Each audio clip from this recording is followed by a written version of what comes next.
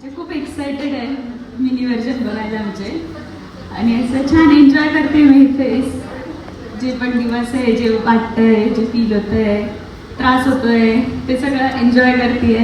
आता आईची जागा मी घेते ते पण जरा करते.